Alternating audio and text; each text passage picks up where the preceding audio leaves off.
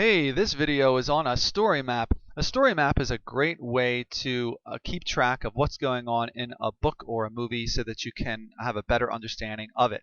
A story map makes it easier to understand books and movies by giving you a quick, easy way to write down where and when the story takes place, who the characters are, what happens to them, why they do what they do, and how they overcome their struggles. It's just a visual way of representing how a story is unfolding. And here's an example. Well, this is what this booklet looks like, this little document, which you can click on and download for free on the website. There is page 1, which gives a little example of how to use it, and I'll go back to that in a second. Page 2 is the actual story map. Page 3 is a place to list the settings and the plot events that take place in the story. And then page 4 is sort of a more detailed example of how to fill in the story map, and we're going to get to that very shortly.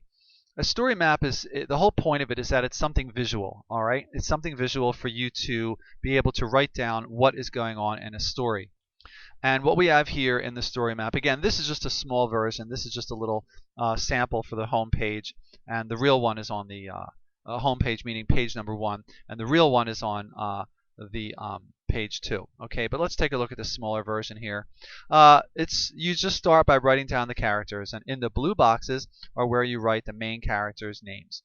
All right, that's it. Just write the main characters' names in the blue boxes. And then next to each blue box is a yellow oval, and what you do is just write that character's personality traits and physical descriptions in the yellow oval. So here you would write something like Bob, and then over here you could say Bob, 45 years old, lives in Milwaukee, has a limp, and loves, cheesecake. You know what I mean? Or whatever it is that you want to write about this character to help you remember it. All right, I don't know where the Milwaukee and cheesecake thing came from. It just sort of happened, so just let's go with it. Okay, and then the other thing you do is you draw a thin line between a character and another character to indicate their relationship. So here you would just draw a thin line and then write next to it what the nature of the relationship is. And a thick line is to show conflict. If there's conflict between characters, you put a thick line to show the conflict, and then you write the nature of the conflict or the kind of conflict next to that thick line. Keep in mind that characters are usually people, but they don't always have to be. All right. For example, if there was a great story about a boy and his dog, then the dog might be a character. You might even get a little bit artsy, and let's say there was a sad story about somebody who was dying of a terrible disease. You might put, and if that disease is the focus of most of the story, you could put the disease itself as a character, and then show that there was conflict between the character and the disease, and then you could write about the characteristics of the disease here, if that's an important part of the story. So in most cases, characters are people, but if you believe that there's a great character that's not a human being, most certainly you should put it down there. Okay, so that's basically it, and let's take a look and see how to do this with a sort of a more visual example. Here's a sort of a diagram of the story map, and let's just take a look and see how to do it. Let's say there's a simple story, and this is coming from, on the back of the story map, there's an example, and here's the short story that this is being referred to. I mean, it's a very short story, and then I'm going to show you how to fill this out step by step. Okay, we're only going to do a part, like we've only got 3 here, so we're only going to do a part of the story map. You have room up to 5. And the other thing is that if there's more, that's why there's blank space here. You can put in more character boxes and more ovals if you feel that you want to have more characters than 5. But if you have less than 5, just ignore the ones that you're not using. Okay, so let's go back to this here. All right, so here's the way to do it. All right, first of all, we have Jake. That's character number 1. There's a character named Jake, and then there's a character named Sarah, which you put here, and there's a character named Elaine.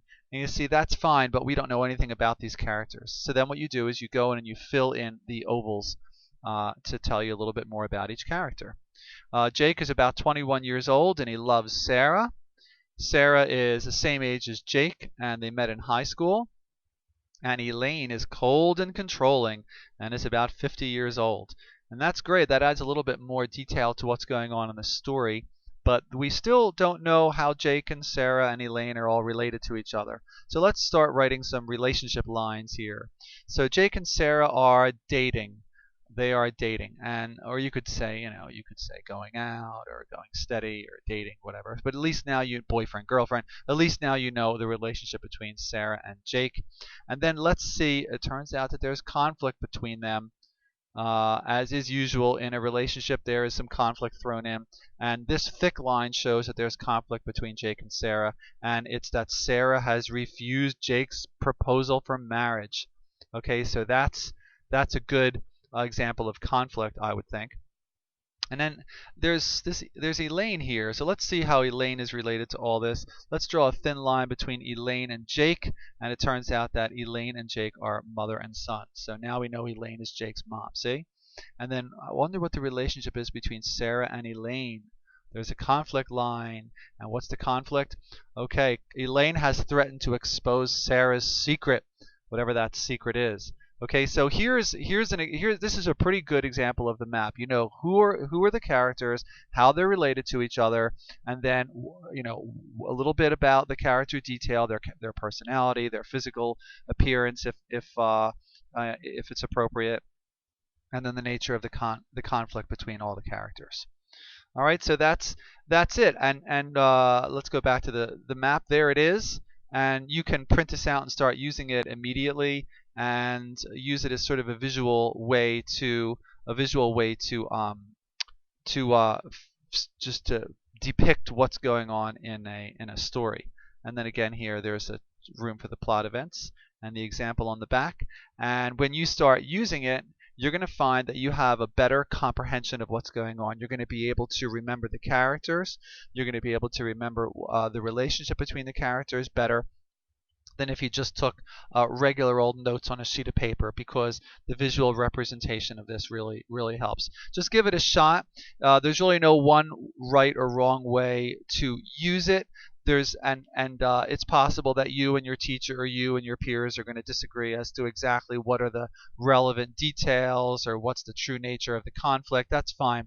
You make this yours. You fill it out the way you think is most logical, and give it a shot, and take whatever additional notes on the page that you feel. And I think you're going to find that you're going to be able to write better papers and be able to speak about books and movies more intelligently, because you can remember what's going on with them. All right, so I hope you use it. I hope you find it helpful, and thanks a lot for watching, and I'll talk to you soon in another video.